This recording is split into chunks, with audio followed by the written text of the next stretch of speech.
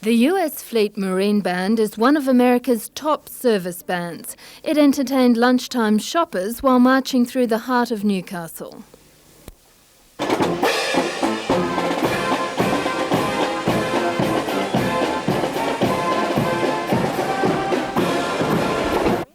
The Marines were accompanied by the Hunter Valley Marching Koalas, a band made up of Hunter's school students. The parade ended in front of City Hall. The US Marine Band had a taste of Australian culture while playing at Sydney's Royal Easter Show. It's been a marvellous experience. The show bags is a new experience for me at the Easter Show.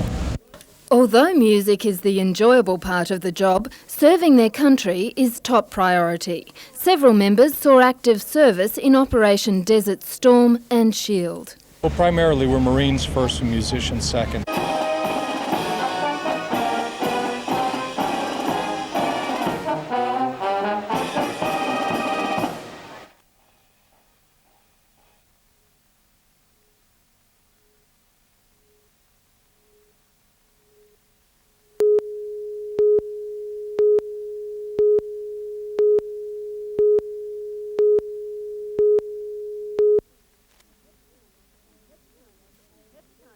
Hepatitis A and B are well known, but since 1989, doctors have been able to test patients for hepatitis C.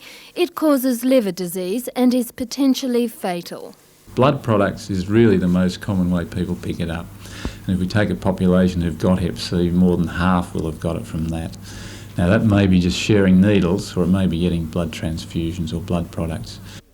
Unlike hepatitis B and AIDS, it's unlikely to be spread through sexual contact. Some people have no symptoms, while others are so exhausted by the disease they can't do daily tasks.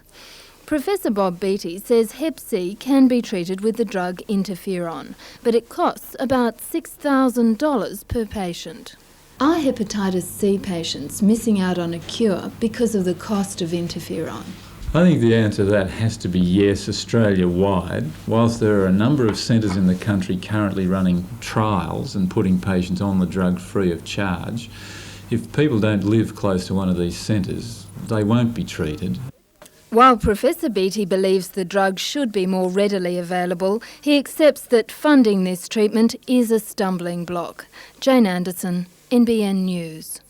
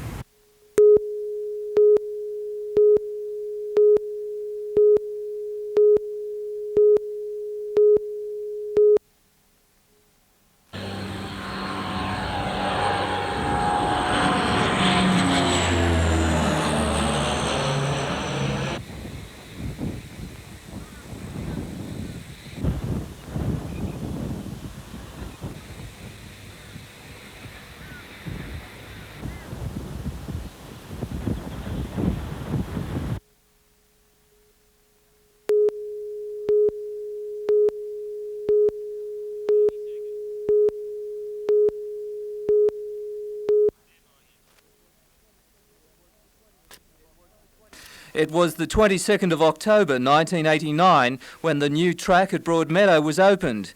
Nearly 100 races later, the driver on the first winning horse, Peter Nielsen, met with the first night winner and last winning driver at the old track, Newcastle Showground. The three men were looking through the lineup for celebrations this Saturday night, a special sprint race. It's an 1100 metre trot race, never been run before in Australia to our knowledge. They used to run them in Macau, we believe, but it'll virtually be a one-lap dash around the track. It's a class field going flat out. Royal Courtier, a Majestic Mission and Tarita Prince. There's some fantastic flyers in there. Also today, a special autumn of racing was announced, one for the punters to watch out for, a telethon night on May 8th, hoping to raise thousands of dollars for cancer research.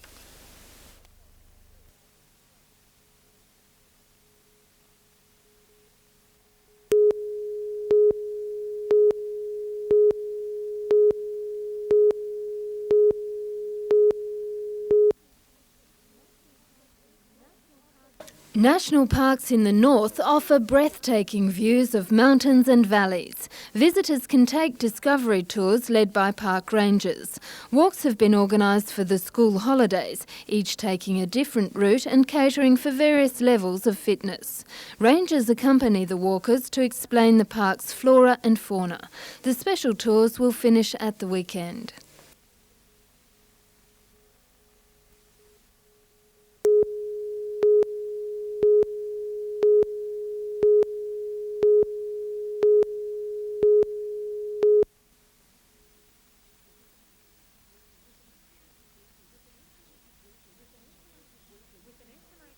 With an estimated weekly turnover of $5 million statewide, supermarkets like Woolworths spend big on advertising campaigns. But their message of daily fresh produce is being challenged by smaller fruitos, offering what they claim is a better service and product.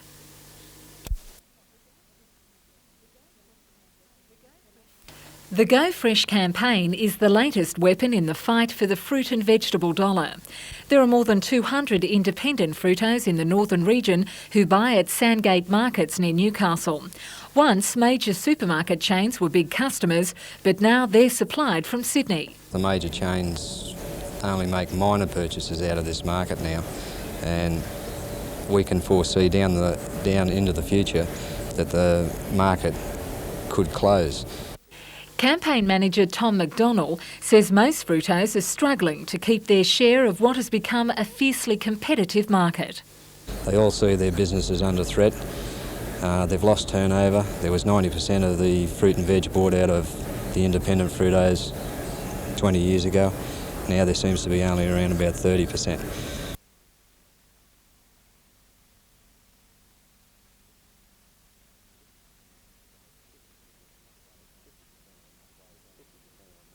$50% of them will close down because if Newcastle market's existence is no longer there, they'll have to close their door. They can't afford to go to Sydney.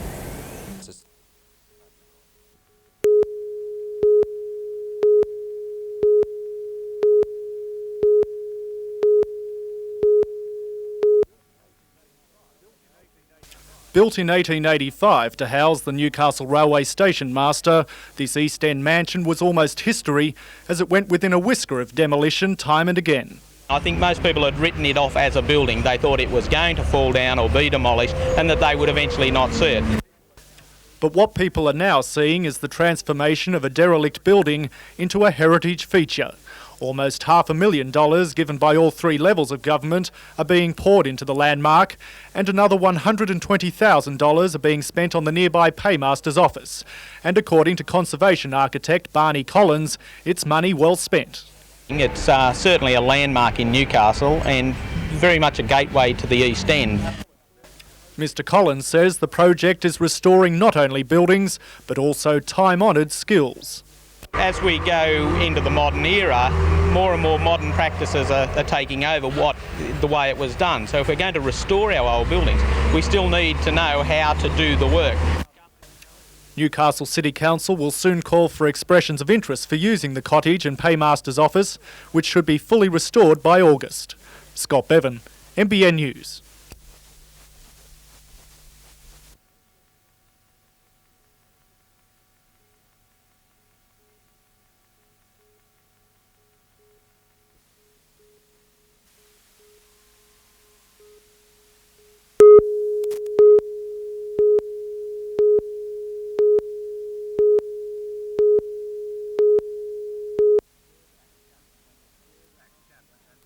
Max Chapman has a stare that makes you turn away. The wild man of the Knights gets his chance this weekend in the second row. With no Paul Marquardt, no Anthony Butterfield, no David Mullane, Max gets an opportunity to play his first grade role. Reserve grade second rower Adam Muir has been named as a standby, along with Matthew Johns, who is still dubious because of a knee injury. Mark Glanville moves back to lock, with Michael Hagan slipping into the familiar role of 5'8". Sargent is back in the start lineup and he couldn't be happier. Sargent and I are privy to what's expected, and we saw some improvement in that, and I didn't have any doubt under the circumstances that Sarge, given the fact he comes through Friday, will play well for us on Sunday. Coach Waite wants the team knockers to quieten down and rally behind the side in their time of need. If you could order up or rent a crowd, the crowd that was here against Western Suburbs that really lifted us in that last 10 to 15 minutes would be sensational. And last night, winger Tony Herman got to breathe a sigh of relief after he was cleared by the judiciary of a high tackle charge in last Saturday's game against the Gold Coast. There wasn't any harsh words said, so, just happy to get off, that's all.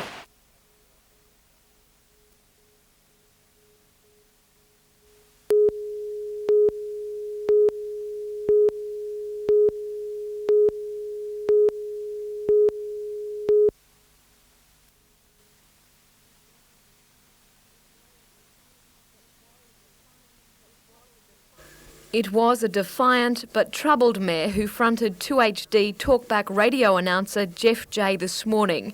Mayor Carley has lost not only the support of his ALP colleagues, but the council as well. Last night, Aldermen overwhelmingly carried a vote of no confidence in the mayor. Alderman Greg Piper, the only council member to support Alderman Carley. In his written response to Alderman, Mayor Carley blamed an illness for his behaviour and actions during the last 3 months, which he admits have been less than satisfactory. However, many aldermen remained unconvinced. I don't believe that the report that you supplied us tonight can change my views, and I do not believe that any words that you expressed tonight will change those views. At one stage, Deputy Mayor Laurie Manning begged Alderman Carley to carefully consider his position. And I would plead with you that you listen to what has been said here tonight. Don't act like a person with industrial deafness. Despite calls for him to consider resigning, Alderman Carley remained adamant he was staying, although he appeared uncertain about what the meeting had actually passed. I haven't lost the support of the council. The council, I believe, in the resolves have indicated to me that I have to go from this day forward to prove that I can continue in office in a manner that will regain their support. Late this afternoon, Alderman Carley resigned from the ALP. He has indicated he won't be attending tonight's municipal committee meeting of the party, where he faced possible expulsion. Alderman Carley says he will remain as an independent, sympathetic to the Labor Party. Jodie McKay, NBN News.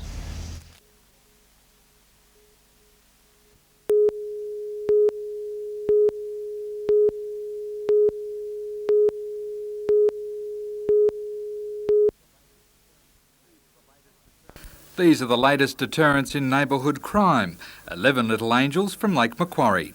With less than a week to go before the start of the season, they were without a sponsor and without any jumpers. Then, like a shining knight, came their rescuers, Neighbourhood Watch.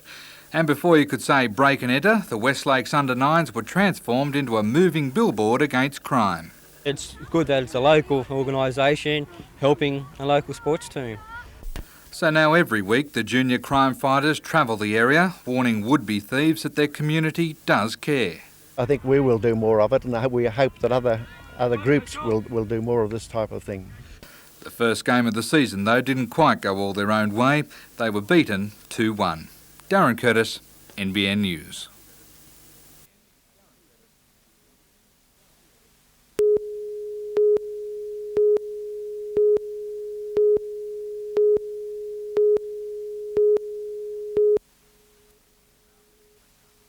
The Falcons came out firing and Grant Kruger carved them up through the middle. And they didn't give the Devils a look in. The Falcons led from start to finish. The teamwork looked like it's finally clicking. Everett Stevens again led the charge, pouncing on any loose ball and turning it into points.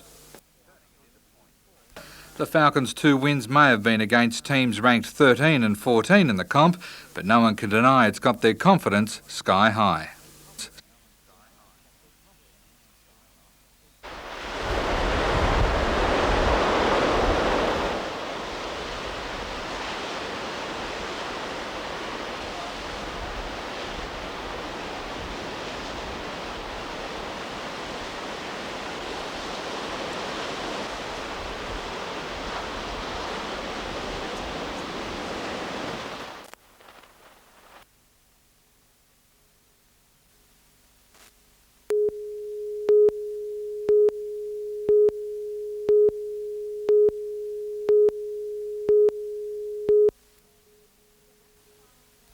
With an abattoir, sale yards and more than 70,000 head of beef cattle in the area, the beef industry plays a major role in the Manning Valley economy.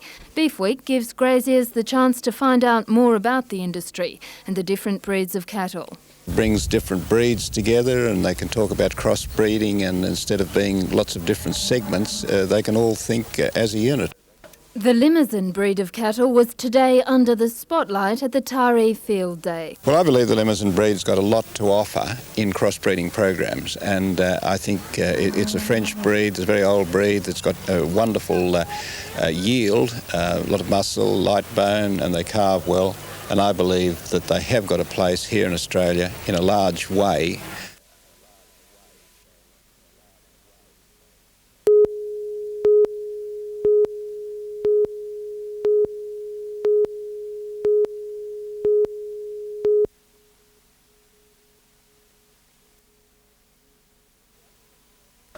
The HMAS Newcastle was launched in Melbourne last year. Today, the Lady Mayoress agreed to do it all over again at Blackbutt Reserve. The ships are miniature models of those that have been seen on Newcastle's harbour. The oldest model was a 1920 60-miler, used to carry coal from Newcastle to Sydney. The replica boats are made by members of the Marine Modelers Association. Cliff Beasley is president of the association and a pilot with the Hunter Port Authority. All men have their toys. Some men have fast cars and some people can't afford fast cars, so I suppose we have small boats. I drive big ships for a living, so I've got it both ways.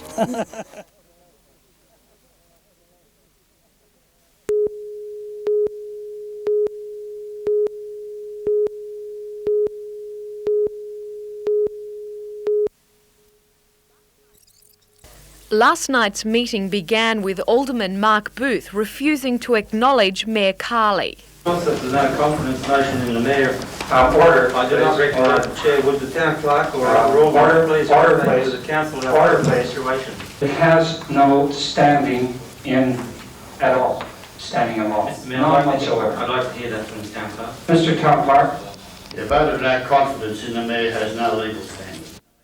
However, Alderman Booth wasn't giving up easily. He raised a number of issues under notices of motion. He wants the mayoral car to be used only by the mayor for pre-arranged appointments. He's also asked for a report on whether the mayor's car is insured for drivers under 25 and for drivers other than council employees. Alderman Booth also sought details of the mayor's executive powers and asked that a copy of Alderman Carley's doctor's certificate be issued to all aldermen. However, Mayor Carley refused, saying it was personal. The final notice from Alderman Booth was one concerning the Mayor's trip to a convention in Perth. Alderman Carley has admitted he didn't attend all sessions of this conference.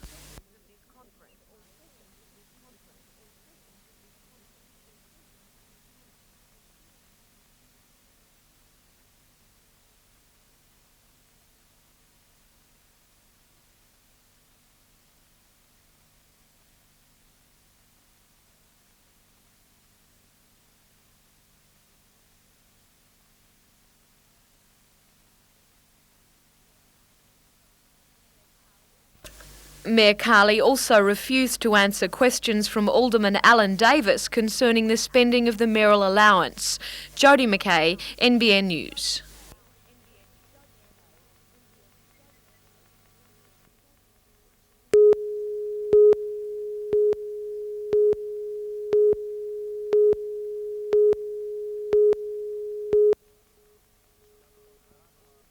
Just on dark last night, 16-year-old Russell Ingram was playing with 5 mates under the Koala Bridge. They'd climbed onto a maintenance trolley for a joyride, but when the trolley ran backwards, Russell was caught unawares, hitting his head on a bridge girder. He was knocked unconscious. His friends tried desperately to revive him. All the boys tried, and ones went and got people to come down and help them and call the services, the emergency services, and unfortunately, by the time they'd arrived, the young boy had already died. Russell had moved to Koala with his mother just 1 month ago. Today, the tiny town was mourning the boy's death. The bridge with its trolley has been a plaything for young locals for decades. As long as I can remember, I did it myself, and, it was a silly thing to do, but, when you're a kid, you don't think of things, Police have put out a warning for people to keep off the trolley, asking for local teenagers to take care. And we're all being young at some stage and realise it's the thrill of doing it at the time, but don't realise the potential danger that's there. Some of Russell's classmates at Raymond Terrace High School have received counselling after the tragic accident. The teenager was described as a quiet and well-liked young man. Peter Ryan, NBN News.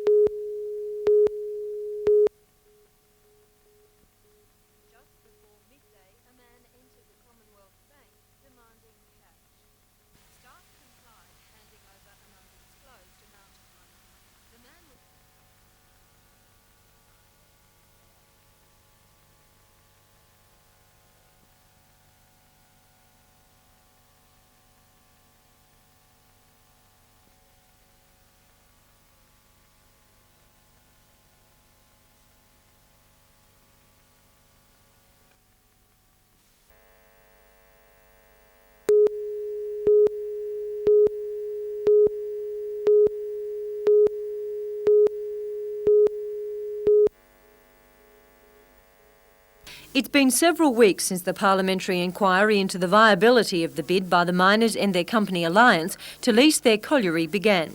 The inquiry has involved consultative sessions between the committee, the miners, Pacific Power and associated groups. The miners and Pacific Power met in Sydney yesterday for the last time. The details of this meeting explained to the miners at Morisset today.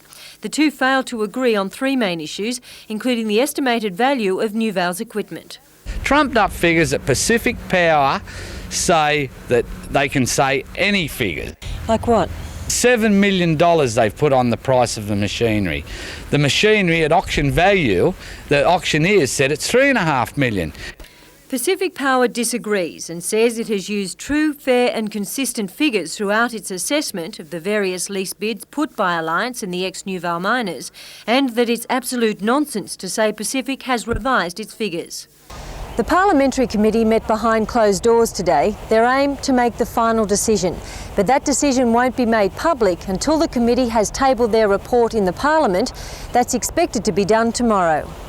If the committee's decision opposes the New Val bid, the miners say they'll fight on, going to the federal government using the new Dartbrook mine as a lobbying point. The federal government's going to give a $27 million subsidy to Shell Australia to open a new mine up there, 180 jobs. Here's 50 battlers, Australians, battlers, can't get a go at their coal mine. Catherine Lamond, NBN News.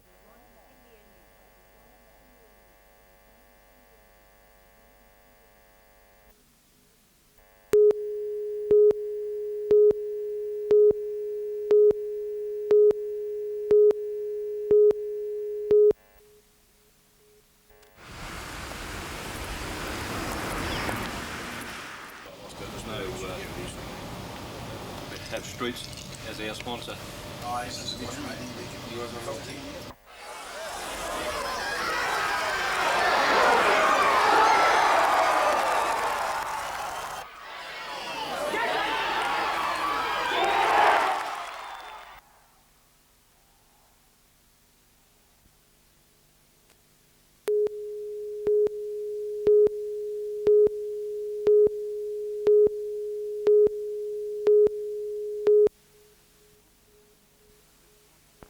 No, it's not Hawaii, but a very choppy Lake Macquarie.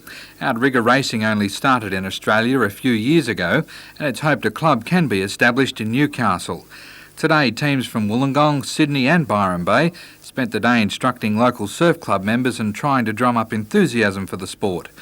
The outriggers may look awkward, but are quite mobile and with the right crew paddling are pretty fast. It's hoped Newcastle can get a team together and enough support to host a round of the state championships.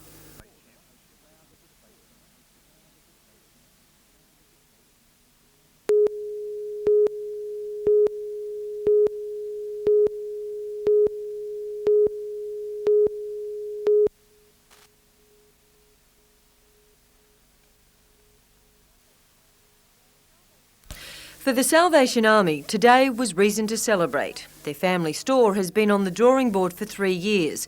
Today it became a reality. Major Wes Kinder was a commanding officer for the Salvation Army in Taree in the 1980s. It was back then he purchased the property with the view of turning it into a family store.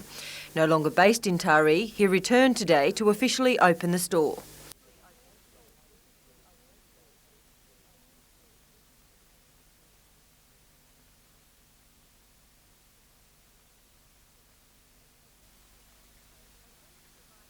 As well as providing clothing, electrical goods and furniture, the family store will operate as the Centre for Welfare Assistance in the Manning District. The annual Red Shield Appeal was also launched today. It will culminate with the National Door Knock on Sunday, the 23rd of May. Catherine Lamond, NBN News.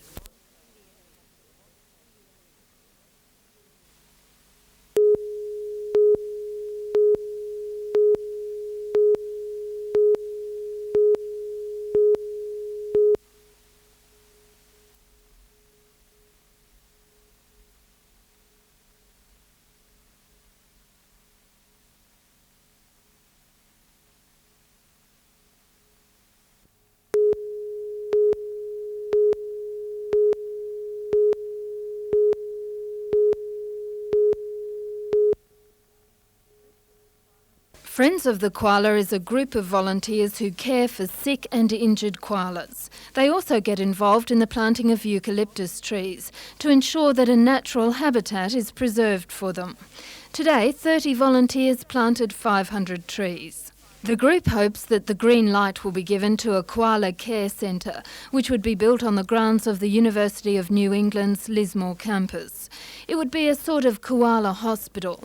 If the proposal is approved, leaves from the trees planted today will be used to feed the koalas. Today's tree planting was done in conjunction with Lismore Council. It bought the trees, prepared and cleared the site. Each year, the organisation cares for about 120 koalas that are injured. About 90 of them survive and all are returned to the bush.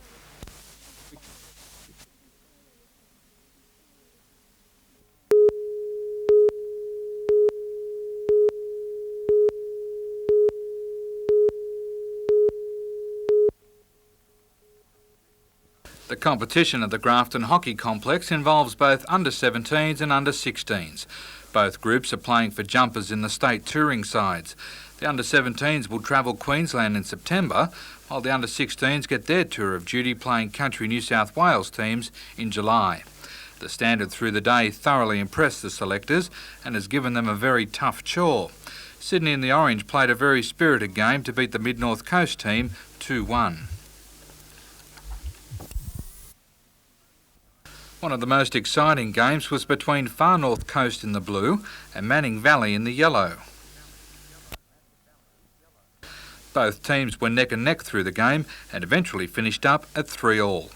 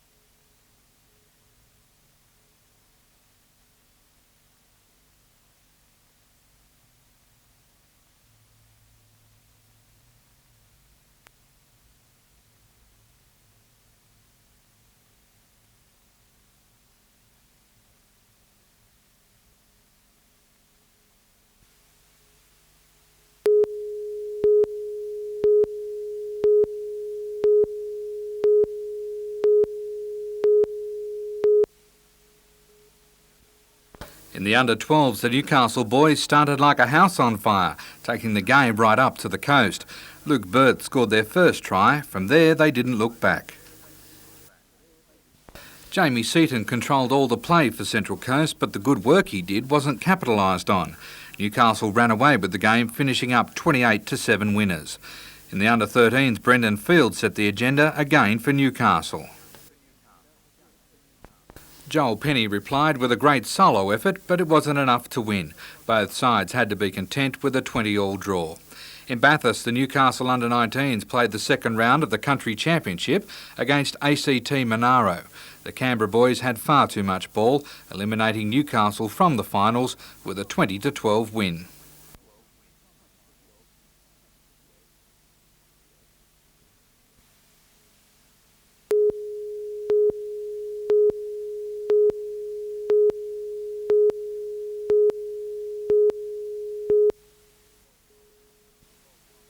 The swell popped up and Troy DeCoe got his contests all mixed up.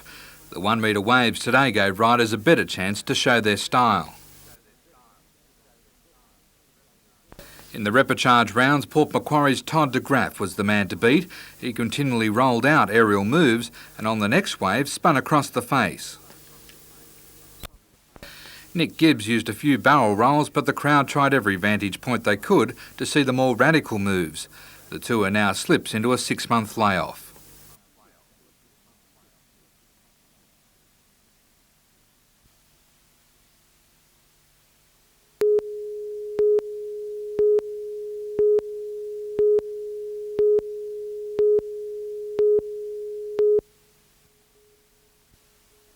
The Central Coast Damien Jones won the arduous 90-kilometre event. He completed the windy and hilly course in an outstanding time of 2 hours, 23 minutes and 26 seconds. 4 seconds behind him was Theo Bogatsis from the Hunter, and just behind him in third place was Ethan Clark. In the 36-kilometre women's event, Helen Corbett of the Manning Valley rode to victory in a time of just over 1 hour and 1 minute, and a strong showing by the Hunter Club continued, with club members Christian Back winning the 72-kilometre under-19 race and Stephen Esveld taking out the under-17s. The next event will be the Country Championships at Cowga on May the 30th.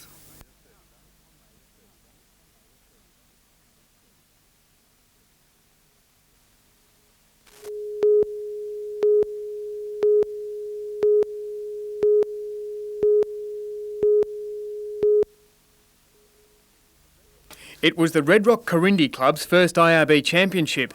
Teams from Woolgoolga and Foster Tuncurry braved rough seas to compete, but it was during warm-up runs this morning that things went wrong. The motor on a Foster Tuncurry boat stalled, causing the craft to drift toward rocks. Red Rock's boat came to the rescue, but its outboard jammed in reverse. The motor went down and we ended up with our boat on the front of the headland and it's written off one side of it. It's split right down the side pontoon. Luckily, it wasn't the club's new boat delivered yesterday. Crews are in training for the North Coast Branch Championships to be held next Sunday. The IRB season continues throughout winter, but it was first points on the board today for a victorious Woolgoolga club.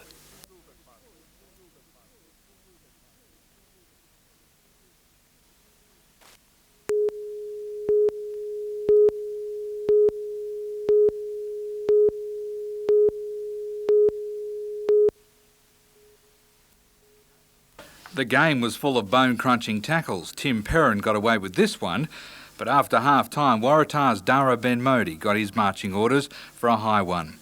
The game was probably one of the most exciting in the local competition this year. West finished on top though, 20-6. At Townsend Oval, Maitland tried hard but just weren't able to match South. The final score, South's 40, Maitland 16. And there were plenty of other upsets in other games, among them Cessnock and Lakes.